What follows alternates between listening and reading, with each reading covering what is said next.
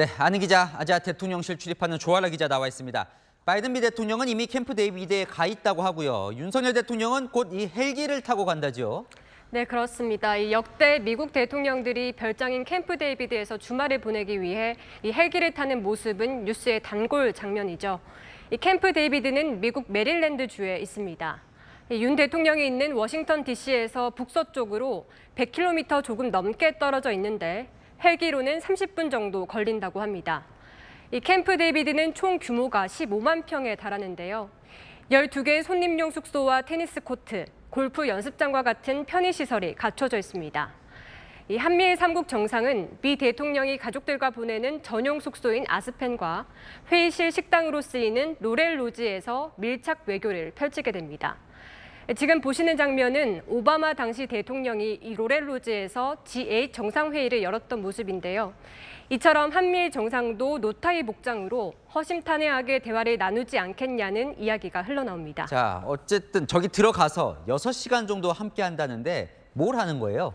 네, 한미일 정상이 따로 또 같이 계속해서 함께 하는데요.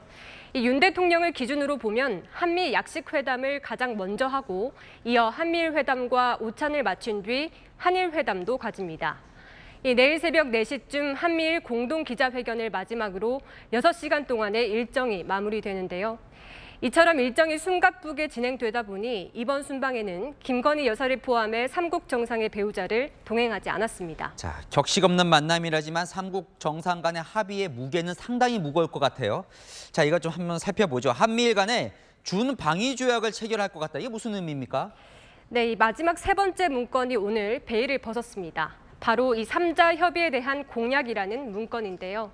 이 3국 영내외에서 도발이 발생할 때, 그러니까 이 위기가 터지면 한미일 3국이 정보를 교환하고 메시지를 조율하고 대응 방안까지 함께 협의하기로 약속한다는 내용입니다. 이 문서가 의미가 큰 이유는 세 나라가 안전 보장을 위해 함께 대응하는 문건이 처음으로 채택되기 때문입니다.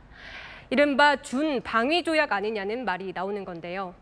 이 방위 조약은 보통 동맹 간에 맺는 조약이기 때문에 사실상 한미일 동맹이 체결되는 거냐 이런 해석도 나오지만 그건 부인하고 있습니다. 사실 이게 민감한 이유가 한국, 미국 간 그리고 미국, 일본 간은 동맹이라고 해요. 하지만 한일은 이제 동맹이라고 부르지 않잖아요.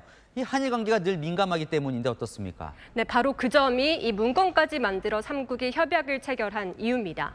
이 한일 관계가 정권에 따라 요동을 치다 보니 이를 문서로서 보장 장치를 마련한 건데요.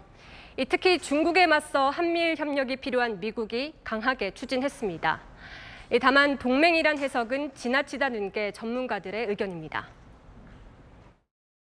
중동맹이라고 하면은 방어에 있어서까지 의무가 발생하는 그런 상황을 뜻하는 것 같은데 지금 문구로만 보면은 반드시 그런 상황은 아닌 것 같고요. 네. 자, 이 한미일이 밀착하는 사이에 북중러 이쪽 움직임도 지금 심상치가 않습니다. 그죠? 네, 그렇습니다. 북한 김정은 국무위원장 지난달 정전협정 체결 이래 러시아와 중국의 대표단과 시종일관 함께하는 모습이었죠. 특히 북한 관영 매체에서 중국 대표단의 모습까지 자르며 러시아 국방장관과 밀착하는 모습이었는데요. 그 이유가 있었습니다. 국정원은 러시아, 북한 간 군사협력이 속도를 더해갈 것으로 예상하고 있으며 러시아의 핵, 미사일, 핵심 기술이 북한의 이전 가능성에 대해서도 염두에 두고 동향을 면밀히 추적 중에 있습니다.